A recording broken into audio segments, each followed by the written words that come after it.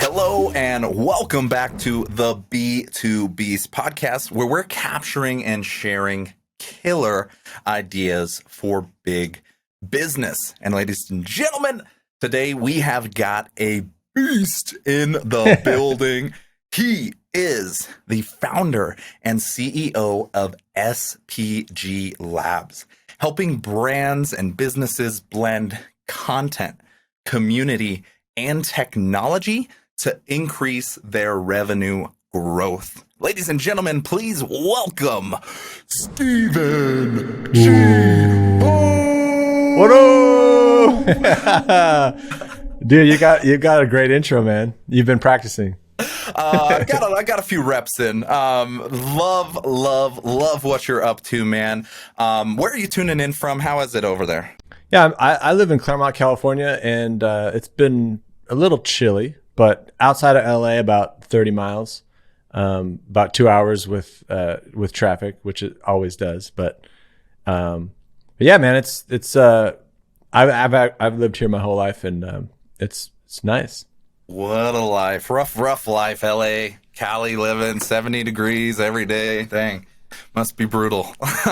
And you're in Colorado, right? Or Denver or Yep. Colorado dreaming, baby. Living the dream. But no, it's been super great. Always enjoy, Cali vibes. But jumping into things, what are you most grateful for right now in your world, your life, your business? What's top of mind? What are you most grateful for? Yeah, that's an interesting question, because I think a lot of online business involves a lot of just becoming like your best self. Because it's I think it's like an unknown kind of path for a lot of people, because there's always these traditional paths that you can go down. So I'm just really grateful for waking up and just kind of owning my day and kind of like carving my own path and continuing to work through the different things that I run up against, because I run up against all the same things that everyone else does. I wake up afraid. I wake up anxious. I wake up not feeling my best. I wake up feeling like I ate too much the day before. So just continuing to work through all of that. And that's kind of, it's been fun, and my kids are growing up. And so I really do have, ultimately I have a ton to be thankful for. I think I've always had a hard time keeping a good perspective on things. Although some days I wake up and I feel like my life's literally about to end, and it's like, oh man. Well, grateful to hear the Cali gratitude continually compounding. That's what it's all about, building and appreciating. Everything we do have, in addition to building, growing. That's where we're heading with this conversation. How to build a beast here is the direction we're heading. So the first half, I'd love to tap into a spotlight story of yours. Do you have an exciting win, or perhaps on the other end of the spectrum, a loss or an epic failure? Any of that under your belt? Those are always tied together, right? So actually quite recently, which has been really exciting to see, and I think it comes from a lot of trial and error, especially on the online space when you're figuring things out, especially if you're kind of starting over. Because I started from scratch, basically. I sold my previous company. Wow. I was like a software guy, and what I'm doing now is connected, but ultimately I started from scratch, and I was just trying to figure out all this online stuff, and I just released an online program related to content systems and stuff. And that's been hugely successful, just in just over a week, generated over $30K in revenue. And it's it's really been cool, and it's been exciting, but it does come from periods of struggle and figuring things out, and taking leaps of faith. Cause just even last year when I was doing some things, I was going through ups and downs in terms of just various things that I was offering. And I was just always trying to struggle. What am I going to do?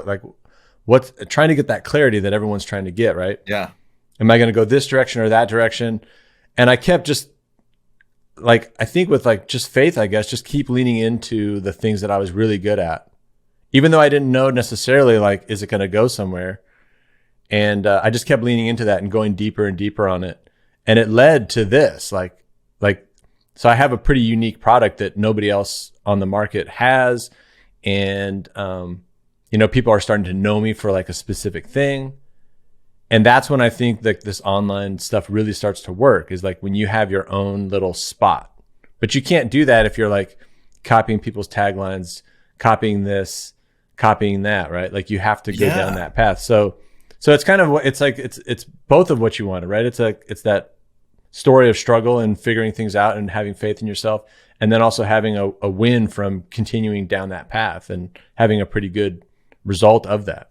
Yeah, no, a 30K digital product launch is not an easy feat. Even for some of the folks that have massive audiences, it's very difficult to get the conversion because of a digital product is so abstract. Right. The conversion on that is extremely meaningful. So I think that really does speak for itself around this digital product launch. That now I'm actually becoming very selfishly curious, and in that, because that is an extremely positive success signal. What did you do to build and prep the launch of that digital product, the whole shebang? Yeah. So like obviously I implemented it manually with a few clients, right? And learned a bunch of stuff. Yep. Learned like where it was too complex, what was the sweet spot. And then I had a community. So I was like nurturing some people and and they were all in there because I was talking about automations and content and all that kind of stuff. And ultimately I just there was a couple people that were just really enthusiastic about everything I was doing. And they were even willing to pay $400 to get on an hour-long call or something. And I was like, hey, what if I put this into a package? What if I, just built something and put it together? This is probably what it would have. I'm open to your feedback. And then I got 10 other people to jump in, and we made it like we're all together. We're like huddled together, working on this, getting feedback. I create all the videos. I give you all the things. I create a Slack channel. We can all go in there. And I just started manually reaching out to a few people.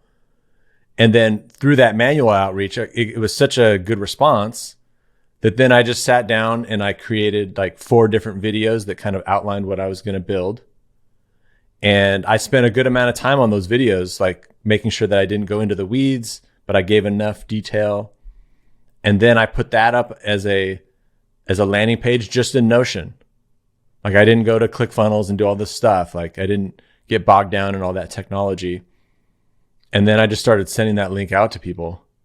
And what was really neat about it is you pretty much got all of the information. And then as soon as people started giving me reviews and stuff, I started going back to the Notion page and I dropped those screenshots back into the page.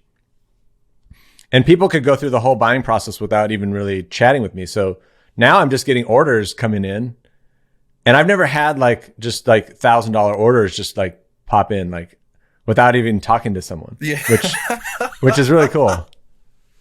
That is a strong success signal because that is not easy to do. And I think it really speaks to the power and the value of a system like this. So that's something that we can start tapping into, I think, especially for the listeners on this end that aren't super deep into the content creation world.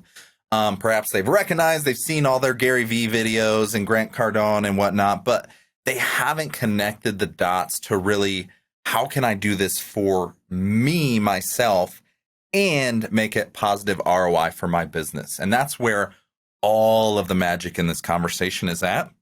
So that's where I want to head the second half, is understanding your system and your secret sauce of whatever you're doing over there is clearly working.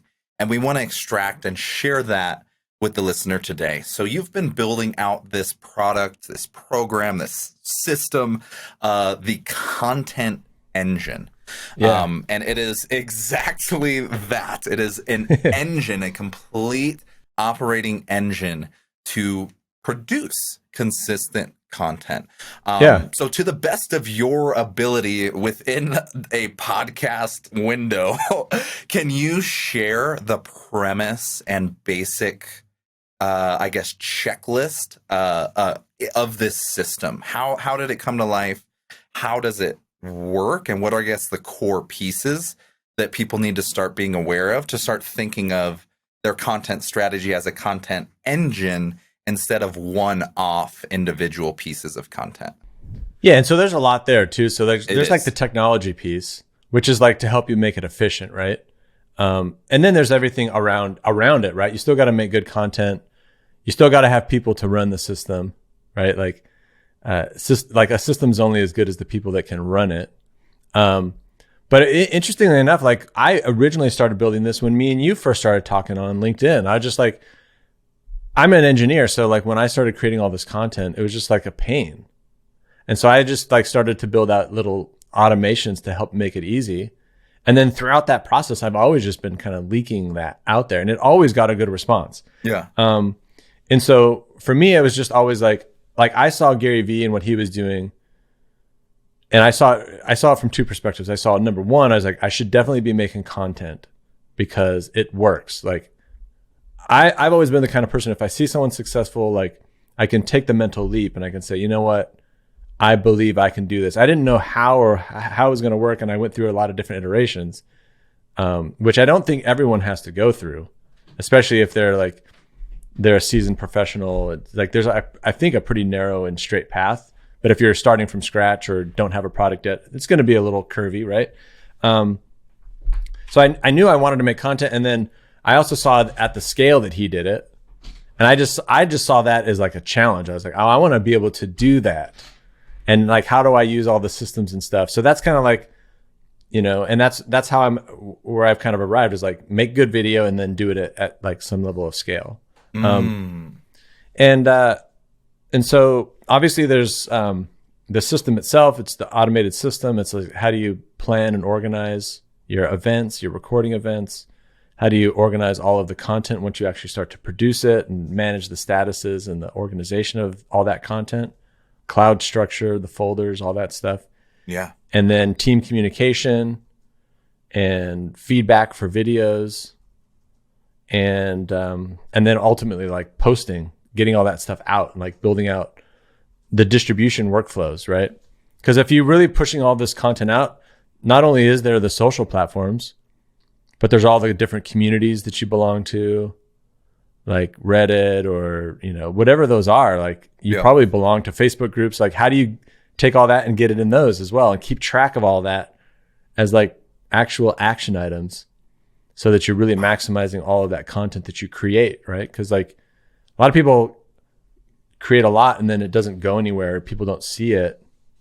So that's kind of like the general premise of like my thinking around it all, is like, how do I, number one, create good content, build a team that can work around the system, and then build a system that can eliminate every point of friction and chaos in the process. Amen. So that you can do more, right? Because it's a serious pain. It is. I think we see a lot of creators or attempted creators fizzle out and burn. Like it seems very easy on the front end until you realize doing it at scale and consistency for months or years is a lot harder than making like a fun little Facebook video or something. Right, so right, yeah. It's you mentioned a few key pieces that I think we would need to extract here. The technology.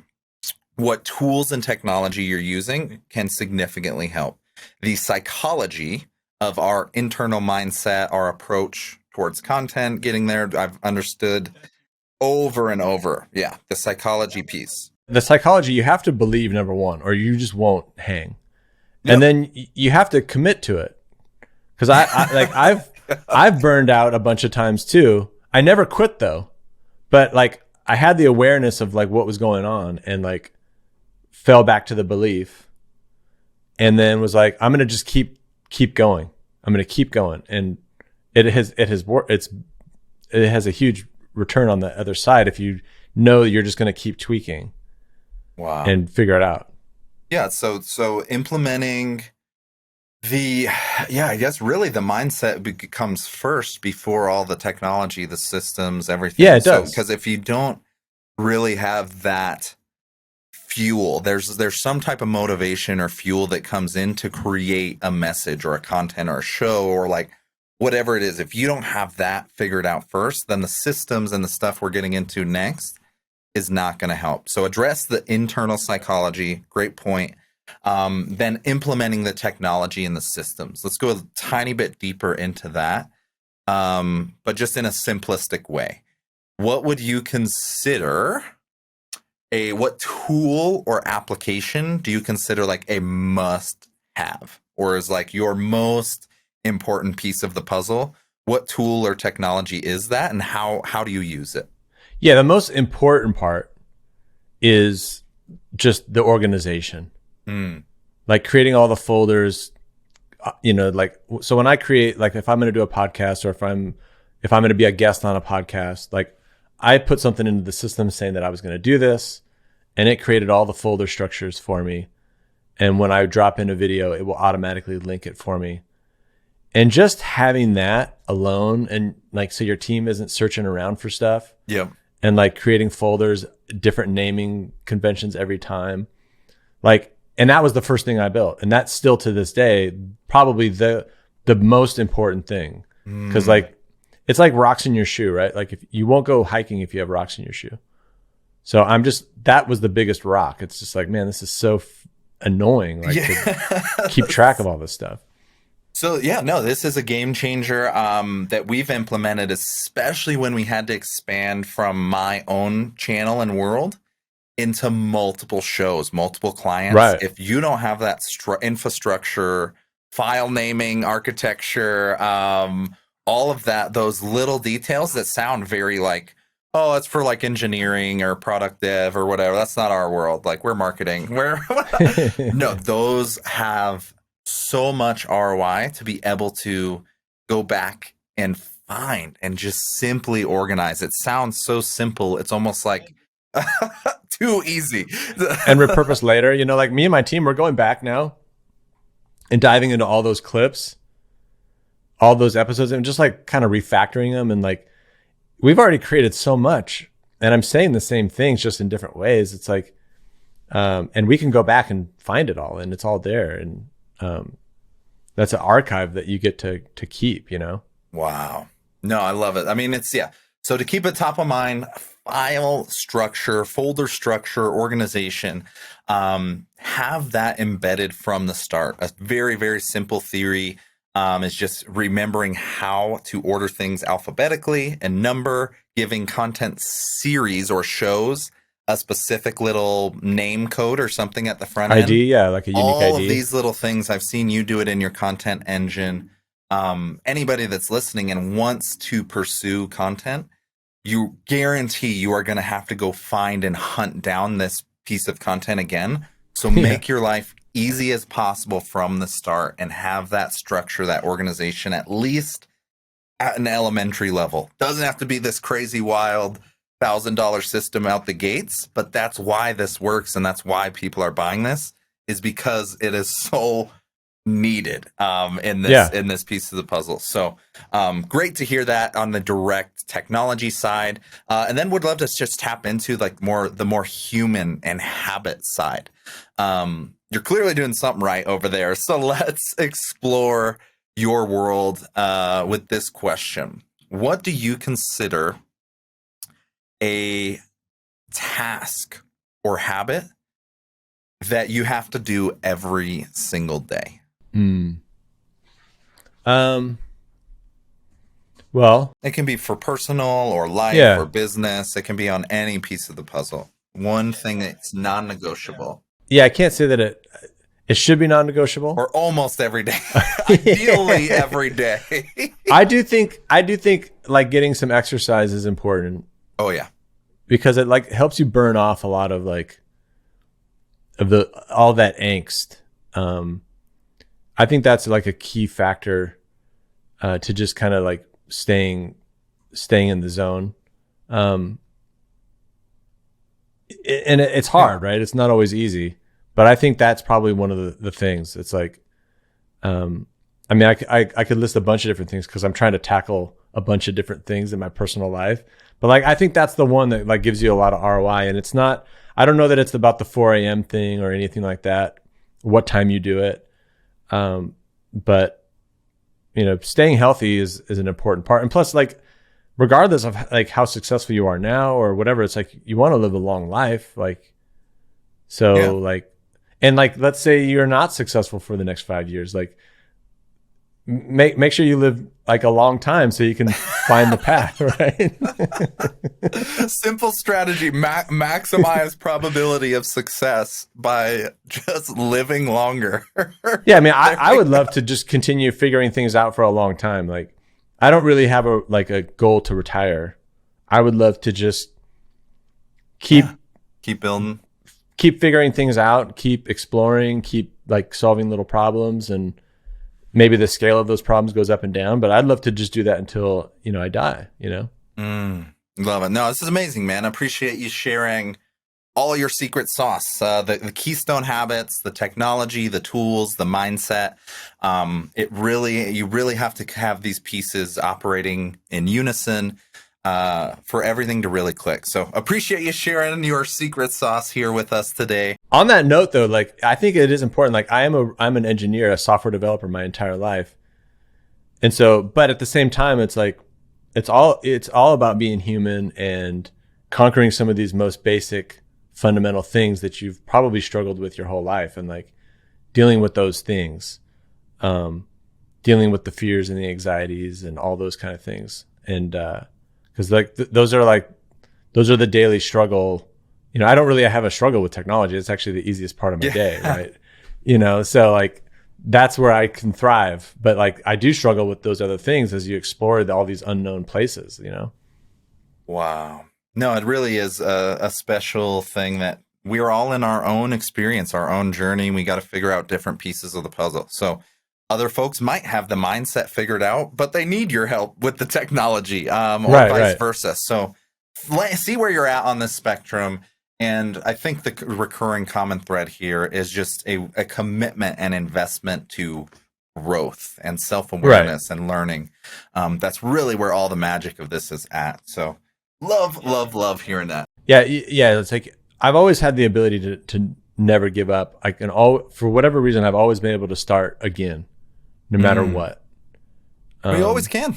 Beautiful. Yeah, you can. It's beautiful. A little intimidating, but also a little comforting at the same time to feel like you're not always locked in. And we see it over and over, especially the folks that share their journey online. You can watch them build this stuff in public like you've been, and many others. So I hope others are encouraged to do the same. Yeah, I mean, I literally changed careers at, like 30. I mean, by the time I totally figured it out, I was nearing 40, and literally just like, I mean, it's interesting. I still found a way to pull from what I was doing, and it's now like, I felt like I was leaving something completely behind, but then I ended up finding a way to bring it back in, all this technology experience that I had. But I still switched careers. I was building technology, and now I'm basically in content marketing. And wow. So I think that's a testament to like, you can do it. Like anyone can really just like completely flip into something new. Really, if they just manage the unknown and the fear of that. Because I'll tell you, I mean, and my wife even talks about it sometimes too. She's like, she was supporting me at the time, but she was like, "You're gonna do what? You're like, you're not gonna like do that stuff anymore. You're gonna be a marketer." Like, okay, like it sounds kind of crazy, but you can do it. Got to invest in those little signals. There's little. It's not very sciencey, but there's little signals of intuition and just feeling like what the right path is. And I hope people lean into those moments so they can find their magic, find their sweet spot. So I'm super grateful for you sharing all those pieces of it. And one final note on that too, like I think what's cool about this world is that you can learn a lot very quickly. So I've learned a lot in the last 3 years, but it can also be very distracting. And you can lose that gut feeling as well, like getting bombarded with all this advice, like so much advice that you should be doing this and doing that, and so like that, being able to hold your gut and your instinct while you navigate all this, I think is an important skill, because I've certainly lost it at times. Big amen. Yep. Stay true. You can always recalibrate course, but there's some type of compass or North Star in here that knows what's up. So brilliant message to reinforce and hammer home here. Let's jump to our game show here. We got the world's fastest game show here on this podcast. We're going to play this or that. And on the other end of this, we'll get to hear what you're up to and how we can support your world. So jumping in to our very first round of this or that, we're going to randomly generate these. I'm going to be learning them with you. So the first round is going to be zombies or vampires. You have to pick one. I don't know what the context is, but zombies or vampires. I'm going to go with vampires. Ooh, interesting move. All right. Next one. This is a good one. Red wine or white wine? Well, I don't drink anymore, but I'll go with red. Okay. Red in a prior time in history. And then I have drinking plenty of it, so you just got it in early, front loaded it all. Yeah. Okay, this is a nice, beautiful little one here to end things on round 3, final round. Puppies or kittens? Puppies. Puppies all day. Congratulations, you've just won this or that and made it through to our prize round, which is sharing your business, your service, your content engine, perhaps, that we could send people to. What are you up to right now, and how can people get involved? If any piece of this conversation has started to spark their interest, how can they find you, and how can they get started on this journey of working with you? Yeah, so I help people get clients with video and put their content on autopilot. And if you're interested in just hanging out with a bunch of cool people doing the same thing, there is a community, and you can just go to academy.sgplabs.com and it'll take you right there. It's probably the easiest way, and you can chat with me. They can post questions. There's a bunch of free courses there, a bunch of other people just getting on video and also doing cool automation stuff. And what's kind of cool about it too is like it's brought an interesting group of people. There's people building their personal brands.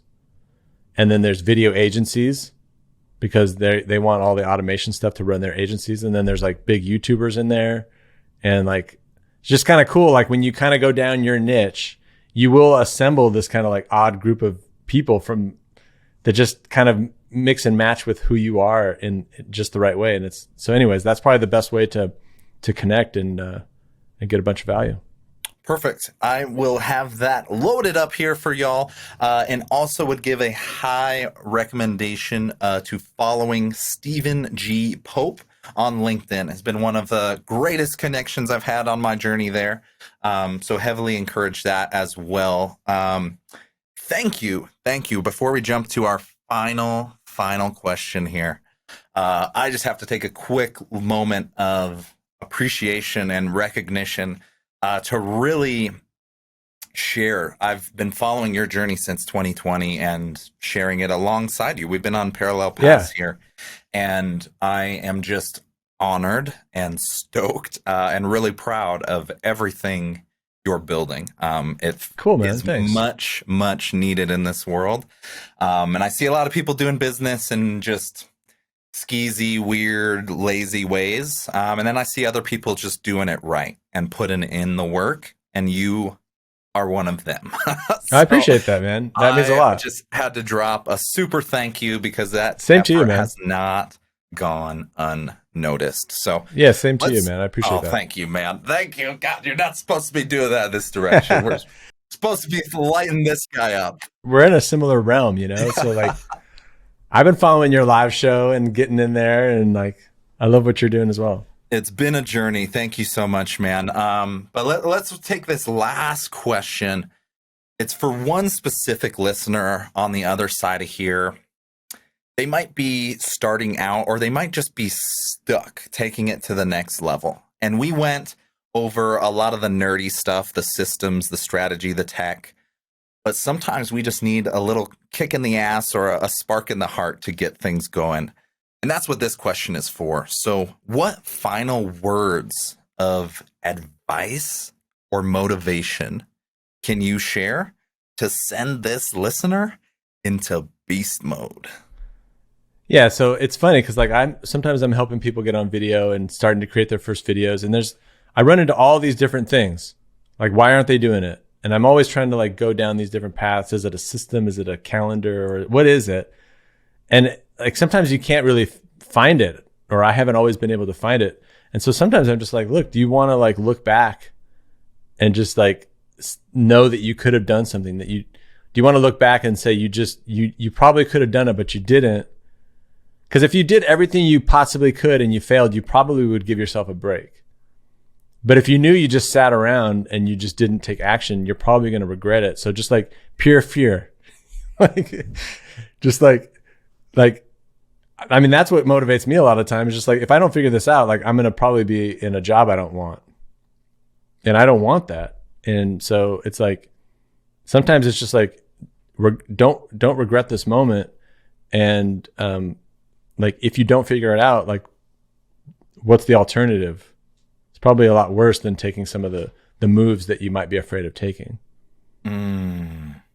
Love it. Love it. Love it. A little dark, but true, right? Break through the fear. That is it, ladies and gentlemen. We'll all need to do that. So thank you all for listening to the B to Beast podcast. This has been Stephen G. Pope.